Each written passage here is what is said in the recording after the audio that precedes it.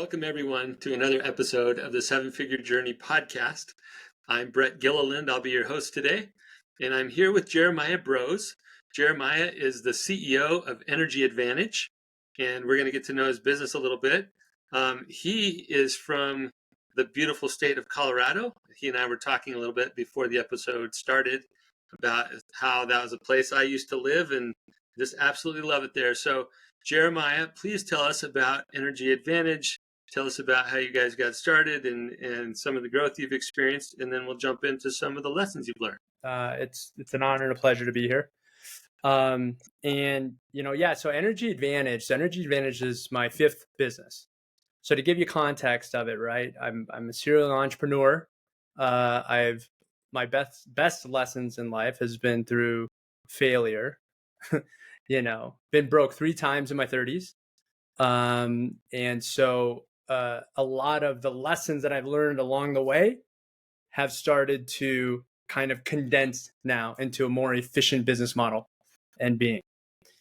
Energy Advantage was the birth or the aftermath, I should say, after a roofing venture that went south. And the idea of Energy Advantage was to take renewable energy components, solar, and add it on to insurance claims. So as people were going through this endowment of money and insurance process, they had an option to upgrade their home into renewable energy, i.e. solar. Yeah, really great business concept. I love it. How's that going so far? That's what I thought. Guess how many roofers bought my package? 0, not a single one. They weren't interested. They want to protect. They want to leave those shingles open and exposed and do the same thing over and over and over again. And in 2017, right, there was maybe one other company I could think of out there that said roofing and solar. Now you see roofing contractors, every single one says roofing and solar. What makes us different is we actually install all of our own solar. So they're all W-2 employees. We have our own master electricians. We do it all in-house.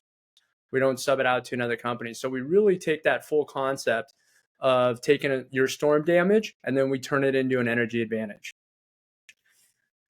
Our history grows. So, Energy Advantage. So in 2017 was just me. I started out there and I had about 30 days to get the business up and running because I had to make rent. I don't know for any entrepreneurs who've been out there before, but when you come off one failed venture and you start a business and then you have nothing but your Chevrolet legs and you get out there and you start knocking doors. Yeah. And that was me. I think a lot of people can relate with that familiar story. It was just me, right? Me, myself, and I.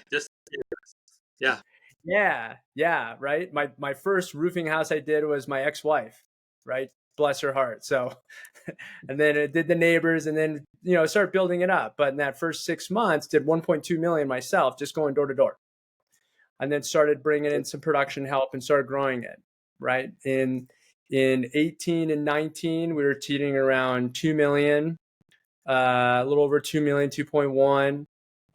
21 was like almost 3 million. And then 22 was almost 4 million, about 3.7.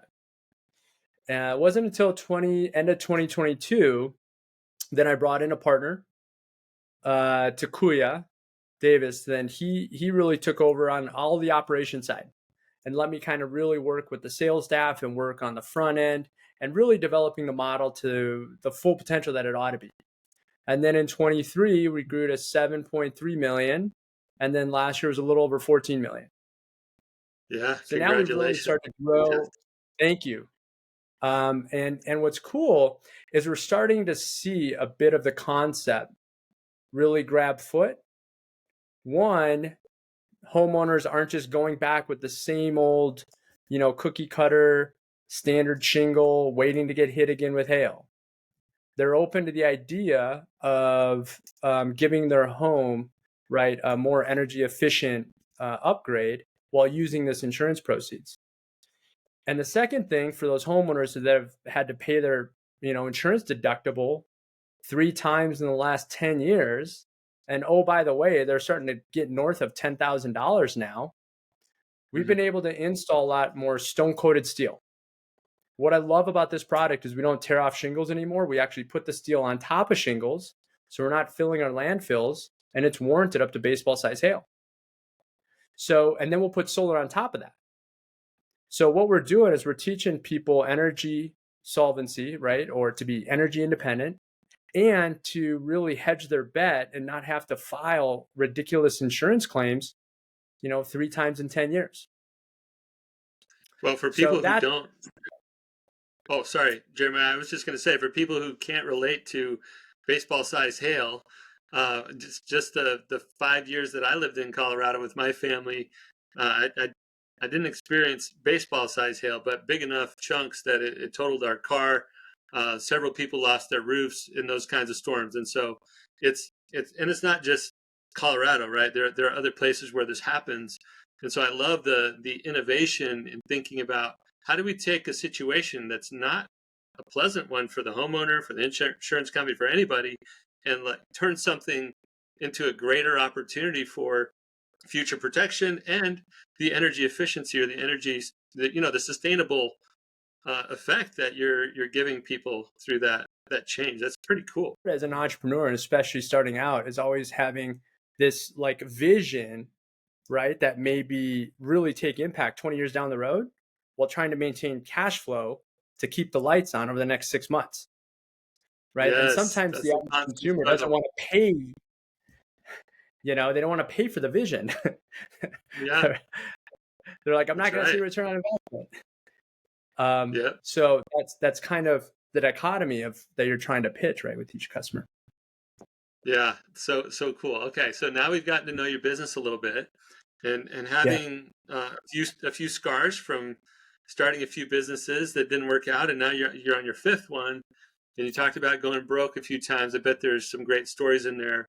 I'd Yeah. like to avoid as much as we can the 0 to 1 million hustle, grind, try to figure it out stories, and really like to focus on lessons you've learned as you've started to scale this business now from I didn't know before we got on the Sure. call from 7 to 8 figures, like you've already passed that 8 figure mark. Um, Yep. as you look back to around that 1 to 3 million range when you're just getting that thing off the ground and this is working, and now you're going from wearing all the hats to trying to build a team and delegate some of those hats and building, I don't know, meeting rhythms and other structure in the business to be able to scale. I'd love to Yeah. key in on, I don't know, maybe your top 1 or 2 lessons through that transition time. If you can just take us down memory lane a little bit and Sure. talk about some of the things that you learned as you shifted from entrepreneur to CEO. Off with just one, holding accountability to your staff is fairly easy, especially if you don't go bring in revenue, you don't eat. So you're Right. pretty accountable to your employees, which is you. And you'll do whatever it takes, especially if you're feeding more mouths like your children and you have these responsibilities. Well, now we're at 34 full-time employees, right? We have 5 vehicles, trailers, warehouse. We have management, full-time installers, sales, marketing. We have a customer service division, a call center, right? So it's like now, like there's a lot of moving parts. How do you hold people accountable? So I'd say that's one of the biggest things I would look at as you're kind of growing the business is you add staff, focus on the KPIs, tie it to the payroll that you have for them on holding accountability to either the revenue or the bottom line. So one thing that happens is a lot of models starting out, they'll have, let's say all sales staff be 1099. And you give sales staff a percentage of revenue as a sales commission. And I know in the roofing industry, it's really common. They do like a 50-50 split or 50-50-10, right? They hold 10% of commission for overhead. Then they give the rest to the sales rep, right? And then they start really kind of growing these little micro businesses. So that's an example where you're holding accountability to them bringing in revenue. And then really you're taking that 10% and you're growing a business based off of that. And then some of the gross profit margin, right? Mm-hmm. The downside is you're breeding competition. It doesn't make sense for them once they really figure out the algorithm. It's like, why it doesn't make sense for me to only get 30% or 40% when I can have 100%. Yeah. Right. So I think for the long term, that's not really going to stick around. So then let's say you start bringing on more admin staff. Well, if you're paying admin staff hourly, how do you measure if they're doing a good job or not? Right. Yeah. We I start love that. I doing, love that idea. So yeah, talk to us about how you're doing it because other business owners are trying to figure that out. right. So when you're growing from 1 million to 3 million, one idea is you look at your entire employee base. Let's say overhead and operations, not 1099 contractors or 1099 sales commission variable costs. But let's say you have 5 people and you do 2.5 million bucks. That's 500,000 per full-time head. Hmm. So let's say last year I started at 500,000 per full-time head. Next year I'm going to try to get that 600,000 or 700,000 or maybe $1 million. If I can get to $1 million per full-time overhead, now that KPI is gross revenue, right? As long as my gross profit margin keeps staying the same, then I'm making more money per head. Then I can hire on another head. Yeah. Another So one you're would looking be, at, oh, sorry. I yeah, just go want to slow this down for people who are like, wait a minute, what's he talking about? So, ahead. we use a term called revenue per employee. I think basically it's the same thing that you just said, just in a slightly different way. And if you look back historically, you can calculate what has my revenue per employee been. Now, most of the business owners that I interact with aren't dealing with numbers like Jeremiah gave as examples. That would be awesome if it was 500,000, 700,000, a million per employee on the revenue. But it's not always that way. But whatever your business model affords for like the normal revenue per employee number, now at least you have an indicator in your dashboard of KPIs that lets you know when you're ready to hire again. And then let's say you don't have that number of employees yet. Well, one of the really important numbers for a small business without a lot of employees is going to be gross profit margin and gross profit margin over time. So if you have a gross profit margin dollar per week, per month, or per day, if you're bringing in gross profit margin per day, and maybe it starts out with like $10, but then it grows to $100, right? So the benefit, I think the beauty of starting over again is you get to look under the microscope at every important key metric and monitor first things first, right? If you're like a good one, gross profit margin per day. So when it was just me and a project coordinator, me and a couple salespeople and a project coordinator, I'm like revenue and then revenue churned over time and then equals gross profit margin. Mm. Okay. No revenue, right? I didn't have a ton of overhead. Not that big of a deal, but it is. Like everybody who's out on the front end should be like wolves, should be like sharks, not whales. If you got people that you've hired as a sales rep and they're gold, like they've been doing this so many years and they're God's gift to whatever you're selling, but for some reason they don't have a job and they don't know how to get out there and knock doors, they don't know how to do B2B, they don't know how to pick up the phone, and they don't know how to bring in business, be careful because they're gonna affect that gross profit margin per day. Yeah, well Yeah. said. Well said. So you really dialed in on the financial health of your business. And you said, if I know the gross profit margin per day, and if I understand this revenue or sales per employee number, I, I mean, those might not be the only two numbers you look at, but those are a couple of key numbers for you to know how healthy are we, and will we be able to, at what point can we add more team members without hurting our financial health? and Yeah. and after this is your fifth business, I would take this advice really strongly because Jeremiah has seen what happens when you don't run it this way in other instances. We're changing right now. So on average, when we install solar, right, solar labor is about 25%. Well, I went through January payroll with my partner, and it was like 107,000 or 117,000. But it was only 180,000 of revenue brought in. Right, really slow January, and I'm like, Yeah, that's not going to cut it. that I'm like, math that's don't not work. going to cut it. Yeah, Yeah. Right. So now we're looking at like I think a business owner really feels accounts payable and accounts receivables, right? Probably closer to home. So when we came off a storm season, our average accounts receivables was up to $3 million Mm. that was owed to us.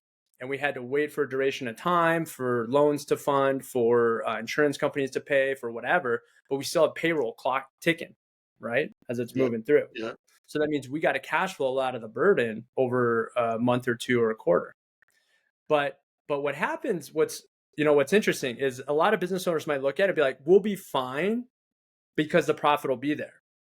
But I'll tell you from experience, the longer AR hangs out there, the lower your profit's going to be. And we don't always know why, but I'll tell you for a fact that happens. Mm. Right? If you collect $1 million in a month versus $1 million in a year, you're going to have a better profit margin on $1 million in a month. There's always these loose ends. Yeah. So what ended up happening when our overhead, instead of letting people go, we actually lobbed off a portion of our installers, our overhead, and we moved them to a problem in marketing, which is slippage, right? We bring in on average 150 leads a week, but we're only running 60 demos. So we're running into issues of 60, 70, 80, sometimes 100 customers are not getting sit with. So now we move some of our overhead to deal with an issue of slippage. And now we're giving bids on the spot. And now next week's actually gonna be our first week where I'm leading it out there. I'm taking them with me. And now we're gonna start selling our ERI reports, which is energy reduction integration reports. Yeah. Right. So imagine this for solar companies out there, right? I don't know if anybody got solar. What does a solar guy or woman want to do? They want to sell you the biggest system possible. Sure. Why? Because that more Because money for them. Yeah. they get more money. Yeah. But Yeah. if I sell you, if you got a 10 kilowatt size system, but you got windows that are 100 years old, you got no attic insulation, you got a furnace that's 25 years old and on its way out, an AC unit that's barely working, wouldn't it be kind of irresponsible that I go sell you a 10 kilowatt system when really maybe you only need a 6, but you need these other energy efficient items done first? Right? So now we're going back to all our database, and I'm taking that number and I'm taking that overhead and putting it into a problem of generating more sales. Very good. Okay, so I would love. I think we got into your mind as it relates to like the mechanics, the financial health of business. Think the way that you make sure that it's profitable. Let's shift gears a little bit to talk about any challenges or any lessons that you learned as a leader, not as a business operations financial mind, because that's clear. I got that. But as a leader, you got more and more people now. You mentioned having a partner now. You didn't at first. Like, talk to us about some of the dynamics of growing a team and leading more and more people. I'm not that good of a CEO. And the threshold of my leadership was going to hold the potential of my people. And I had to bring in people better than me, and I had to bring in a partner better than me for the maximum opportunity and potential of my people. That is a powerful thought. I just really want to pause on that for a second, Jeremiah, because I think it's very wise of you to get to that point. And I don't know if that's because you're on round 5 of being a business owner, or I don't know what it is that helped you see that this time, but a lot of business owners miss this fact. Your business cannot outgrow you as a leader. And that's what I heard you just say. Did I get that right? Yep. Yeah. And so acknowledging that and saying, well, one way, I mean, technically you could grow yourself to grow your business, but another way, it sounds like the way that you chose was, I'm going to bring in some really smart people around me to help me. Now our collective leadership can take this further. Where I couldn't take it further on my own, our collective leadership can take it further. Did I hear that right? Yeah, that's exactly right. Yep, that's exactly right. I'd love to hear. Yeah, I'd love to hear any more insight into that for you. Like, how did you go from like, I'm the guy, I have to know all the answers, to, man, I need some help. I need other people who can help me. Got into Kuya And him and I have been friends for 20 years or so. Phenomenal entrepreneur, tons of experience, vast experience, multiple different businesses and industries. But he said like, I'll come in, but you have to cut your salary. You can't have salary, and you need to go sell because you know this product, this industry, you know what we're doing better than anyone, and you get the same sales commission as everybody else, 8%, no questions asked. And you have to hit this kind of gross profit margin, otherwise you get no percent, no questions, and you can't touch profit. And I said, okay, bet, game on. And I gave him full access to all my accounts, all my checking accounts, all my savings accounts. I even gave him access to my life insurance policies, my cash accounts. I allowed him to go into my life insurance policies and take out a loan to pay for payroll last summer, right? So I gave him full authority, full access, where he could literally like lock me out probably. And I just went out and sold, right? I ended up selling that year myself, 3.2 million, and I ended up selling almost 4.2 million myself last year. So I'm fine on commissions, but what happened was utterly letting go of control. And part of it is I've been broke 3 times in my 30s, right? Like broke. Like, I don't mean, like, you don't know how to figure out the next 30 days and make this work, broke. And so I'm like, what else I got to lose? But I have everything to gain if I can put the trust and into somebody else's hands, and then getting out there and just being a champion and having that space. What I realized, what happens is I'm not really doing this for me anymore, but now I'm really doing this for my partner, and then I'm really doing this for my employees and my people. And then all of a sudden there's this really exciting motivation, like momentum to really do this beyond me and myself. And that's a spot I wouldn't have gotten to if I didn't really humble myself, give up control, give up safety, right? And if I'm going to pay somebody else a certain percentage, I get out there and I show them how it's done and how you can make this a lifestyle. Well, you got totally vulnerable, right? In more than one way. Like, you gave up control, but you also allowed this partner to help you see that your performance in the business was critical to not just the growth of the business, but the financial health. Like, you can go eat what you kill and leave the profits Yep. to help us grow this business. And Yeah. by doing that, he and you together secured the future of that business. I think that's remarkable that Yeah. you could step aside from, like we get this, we sort of get this fixation on the profits that we're going to generate. We're going to take that home. We're going to bank that. And I'm not against banking profits or taking some of what you've earned, but I hear the valuable lesson in this was, hey, if you really want to see this thing, I guess, surpass you alone as a person and make it bigger than you have to be Yeah. willing to give a little bit more and invite people in. Like, my sales was all door knocking and referrals. I didn't take company leads. That was for the salespeople. Yeah, you just went after Right. it. So as a CEO, I mean, I think any CEO out there, if you actually don't cost your business a dime and you bring in revenue, you're doing the best thing for the future of your business. Wow. Well, I don't know if every business works quite the same way as yours, but the principles are really amazing. Basically, you're saying don't burden the business financially with the CEO's salary. Now, not all of us Compensation. as business owners are salespeople who can go make it happen that way. And so some people listening will go, well, yeah, I'm not, I'm more the chief technician, not the chief salesperson. Okay, fine, but take the principle involved.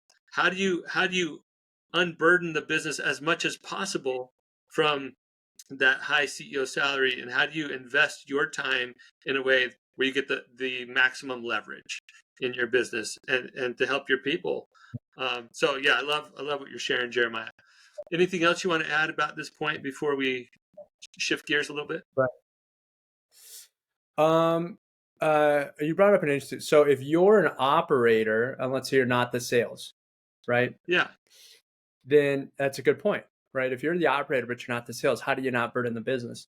Well, I would have the assumption then that there's a good amount of revenue to churn.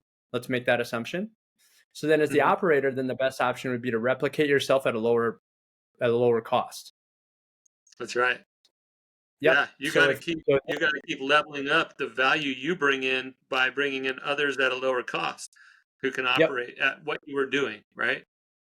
Yeah. Yeah. Yeah. Well, And then that your increase in gross margin should offset if you're taking a salary, you're taking something that added burden. So we always look at added burden. If I have mhm. to pay we're looking at another warehouse right now that's like 11 or 12 grand more a year. And I'm like, well, what's the benefit or what assets can we move that justifies 24,000 a year? Right? It Mhm. actually has to double. The burden actually has to double in gross profit. So otherwise it doesn't make sense for me. Yeah. So if you're the operator side and you're not really responsible for bringing in revenue, but there's a lot of revenue, how can you replace yourself at a lower cost, increase gross profit margin, and then the supervisor pay, right, isn't actually affecting the net margin. Yeah. You just brought in more capability without hindering your gross margin if you do it the right way. So, You and got it. back to where we started, with that revenue per employee concept lets you know if you're clean on that, right? If you start to slide on that, it means you're getting sloppy somewhere in the business, or you're not covering the new investments you're making. Yeah, you got it. Follow that Yeah. right KPI. Yeah. All right. Well, Jeremiah, this has been a wonderful conversation. Congratulations on all the growth. Uh, as Thank you. we start to wrap up here, you know, new level of growth or new revenue milestone just means new set of problems, new sets of challenges that you're facing now. As the business continues to grow, you'll have different challenges. What would you say as a, I don't know, as a heads up or a preview for others who are still working through that seven-figure journey? What are some of the challenges ahead for them? Like, what are you wrestling with now? So as you grow, right, you're going to grow in staff, you're going to grow in market share. And let's say you grow without funding, which I always recommend try to grow without funding first. Yeah, Because then when you get great a way, really right? healthy, yeah, and then when you get a really healthy business that has a lot of moving people and management and you have predicted profit margins, you'll be able to fund pretty easily and it'll be in your favor. Hmm. Um, but as you grow to the next level, you're gonna have death spirals. So you're starting from 5 employees, and then you're gonna jump to 10 employees to try and go from, let's say, 3 million to 6 million. But then if you end up at 4 million, you're gonna end up upside down probably in net profit. Hmm. So as you have this strategic plan, let's say a 3-year strategic plan, you're adding overhead to match churning revenue. But then I would have fail safes in there for if it doesn't happen. For example, every W-2 employee has a 90-day trial period, right? So, and watch your Hmm. burden and watch their overhead that you put them on there. But there's a, or 60-day or whatever it is. Um, and be quick to let that go if they're not matching the productivity number that needs to happen in your business, right? Every new Yeah. marketing program or opportunity has a 30-day review. We're not doing an annual contract without a 30-day review.